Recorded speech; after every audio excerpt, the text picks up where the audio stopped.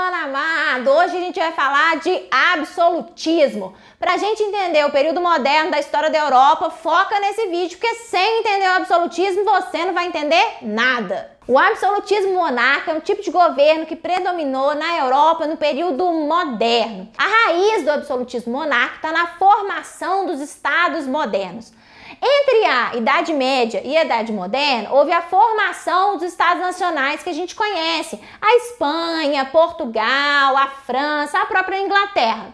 Antes disso, esses territórios, lógico, existiam, né? Karina do céu, não tinha Inglaterra nessa época não? Onde é que estava? Tinha sim, mas a realidade política era outra. Era o tal do feudalismo. Era mais ou menos assim, vamos pegar o Brasil. Era como se tivesse o território do Brasil e tivéssemos um monarca. Esse monarca todo mundo respeitava, achava que ele era cabuloso, ele era um poder divino e tudo mais.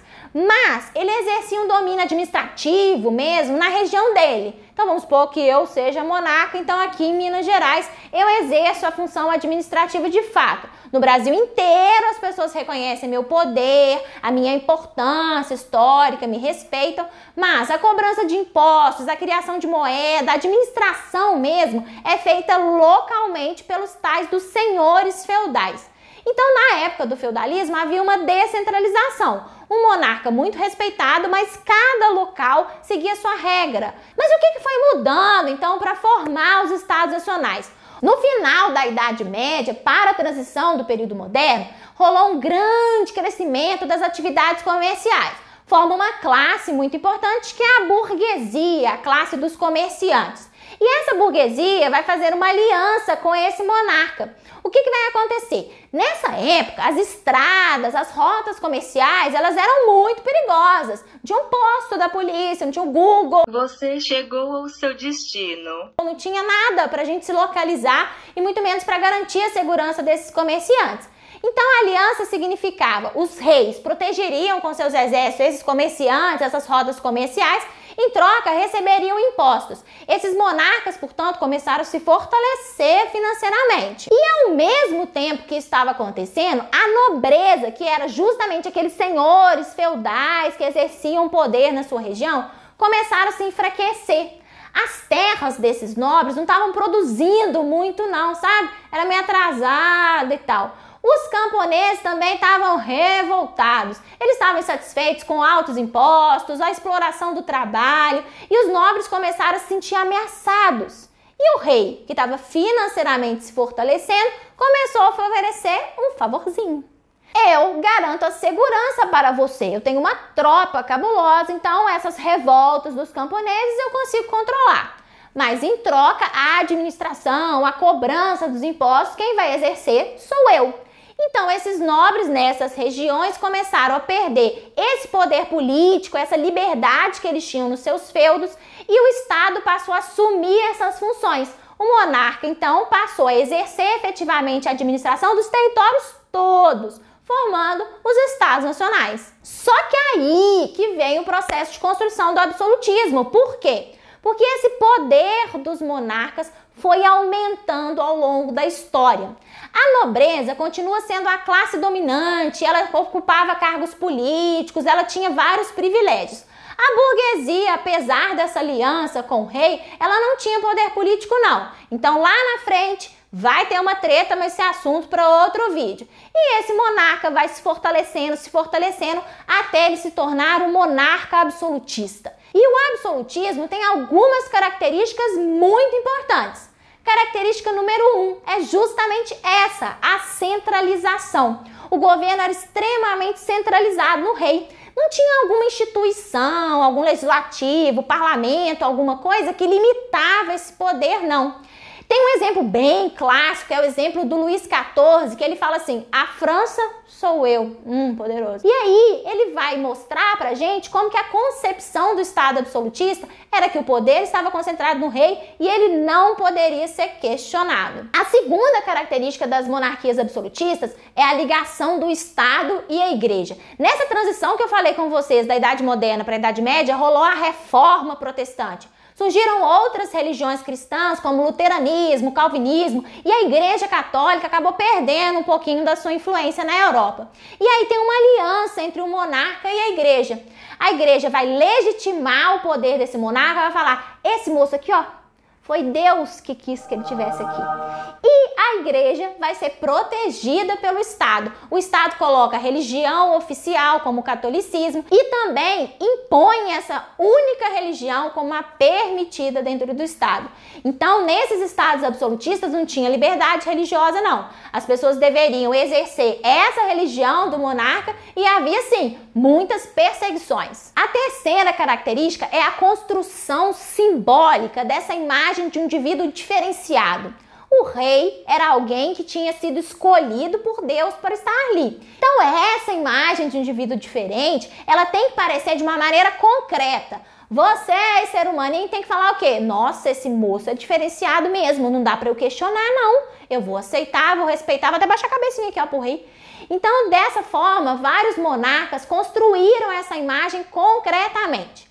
Então eles vão aparecer nas moedas dos seus estados, eles vão aparecer em estátuas espalhadas aí por todas as cidades dos seus países e eles também vão construir uma imagem simbólica por meio da arte. Então a gente tem um famoso quadro do Luís XIV que vai definir isso, vai mostrar aquele rei com cetro real, com manto, um indivíduo muito poderoso. A ideia é justamente trazer essa lógica pública, todo mundo identificar naquela imagem que esse indivíduo era diferente da galera. Como o monarca achava que ele era todo poderoso, reconhecido pelo Deus, o dono do Estado, essa questão entre monarca e Estado meio que se confundiam. E isso impacta no uso dos recursos públicos. Os monarcas absolutistas tinham uma vida extremamente luxuosa. A corte francesa, a monarquia francesa, é um exemplo disso. Você já ouviu ou já foi em Versalhes. O Palácio de Versalhes é justamente o exemplo maior disso. O Luís XIV construiu aquele palação daquele tamanho extremamente refinado com recursos públicos. Isso é um exemplo de como que os recursos públicos eram identificados por esses monarcas como se fosse dele. Se o Estado sou eu, se a monarquia sou eu e tudo representa a mim, qual é o problema usar um dinheirinho para construir meu palácio? Além desse discurso religioso da Igreja Católica justificando essa posição do monarca e esse poderzão que ele tinha, tínhamos alguns teóricos, alguns filósofos que vão escrever que esse era o melhor governo. Nós temos dois filósofos que têm uma ideia muito parecida, que é um cara que chama Jean Bodin e o outro que é o Jacques Bossuet. Esses caras são autores da teoria do direito divino do rei. Ele vai falar justamente que essas pessoas são diferenciadas, que elas realmente teriam o poder legitimado por Deus. Deus escolheu ele, então ele é um representante de Deus na Terra. Então nós aqui, ó, meros mortais, deveríamos ser o quê? Súditos, respeitar e não questionar esse poder do monarca. Mas a gente tem outros dois teóricos que não vão por essa pegada religiosa, não. Um deles é um cara chamado Thomas Hobbes. O Hobbes tinha essa pegada, ele vai justificar o poder do rei sem o uso de um critério religioso. O que ele vai falar? Ele vai escrever um livro que chama Leviatã. E nesse livro ele vai falar o seguinte: nós, seres humanos, temos uma natureza má. A gente tende para a violência, para o egoísmo, para o caos. Então é justamente nesse caos que é necessário uma figura política muito poderosa para controlar o caos da humanidade e gerar então a segurança e a harmonia social. Por isso que o monarca tinha que ter muitos poderes para ele usar esses poderes em prol da ordem. Então a centralização do poder do monarca era ótima, segundo Hobbes, pra gente. Nós abdicaríamos dessa liberdade individual e aí, consequentemente, o monarca muito poderoso controlaria esse ímpeto de violência do ser humano e a sociedade seria uma sociedade ordeira. E com a ordem a gente podia ter as nossas atividades econômicas, as nossas propriedades, ia ficar tudo maravilhoso. Outro autor que também vai justificar o poder centralizado do rei sem essa pegada religiosa é o Maquiavel. O Maquiavel ele é muito interpretado de maneira equivocada por aí. O Maquiavel escreveu um texto para orientar os Médicis, uma dinastia muito famosa lá na Itália. E ele vai falar um pouquinho sobre características de um governante ideal. E ele vai chocar muito a época. Por quê? Porque o Maquiavel vai falar que a política estava acima da moral. Como assim?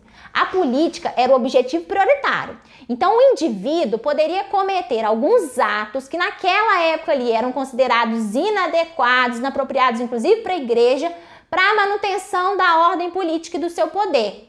Como assim? Então, por exemplo, vamos supor que eu fosse a governante, a rainha Carina, a dona de tudo. Eu poderia, segundo Maquiavel, cometer algumas ações que a gente considera inadequadas. Por exemplo, eu poderia matar meu irmão, eu poderia enganar alguém que eu tinha feito uma aliança, eu poderia fazer alguma ação, portanto, que a gente considera que seria malvadinha. Mas para ele, se essa ação sustentasse o poder político e a unificação do reino, ok. E é por isso que o Maquiavel, muitas vezes, ele é considerado um indivíduo do mal. Você com certeza já falou, ô fulano, maquiavélico você, né? Pois é, essa expressão vem dessa ideia do Maquiavel. Mas há uma confusão, como se ele estivesse defendendo ações malvadas. Não, ele não está defendendo isso, ele não é a bruxa do 71. Outro conceito muito importante que ele vai falar que é necessário para o governante é a habilidade. Ele vai falar que o indivíduo teria que ter virtude e fortuna. Virtude não seria a virtude moral, e sim a habilidade diante das situações. Sabe aquele momento que você está no meio do caos? Aí você consegue pensar uma estratégia boa de sair do caos? Pois é, isso é virtude. Para ele, um governante tem que ter isso. Diante do imprevisível, de situações não calculadas, ele tem que saber agir e saber agir bem para garantir o seu governo e para garantir a unidade política do território.